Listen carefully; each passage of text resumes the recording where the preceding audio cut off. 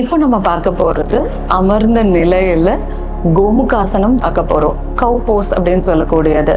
எப்பவுமே வந்து பாத்தீங்கன்னா போஸ்டர் நம்மளுடைய தண்டுவலம் நிமிர்ந்து இருக்கும் போதுதான் நம்மளுடைய உடலுடைய அமைப்பு, நம்மளுடைய தண்டுவலத்தோடைய அமைப்பை வந்து சீரா வச்சிருக்க முடியும். இது எப்படி பண்ணலான்றத பார்க்கலாம். ஃபர்ஸ்ட் வலது காலை மடக்கி இடது துடைக்கு கீழே வைக்கிறோம். நல்லா ஃபோல்ட் பண்ணிடுறோம்.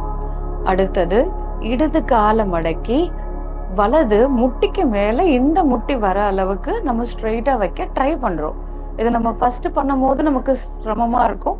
அது நம்ம பண்ண நம்ம வந்து அதுல ஈஸியா ஆயிடும் பாடி. இப்போ ரெண்டு காலும் வந்து பாத்தீங்கன்னா அதோடைய முட்டி வந்து நேர் நிலையில இருக்கும்.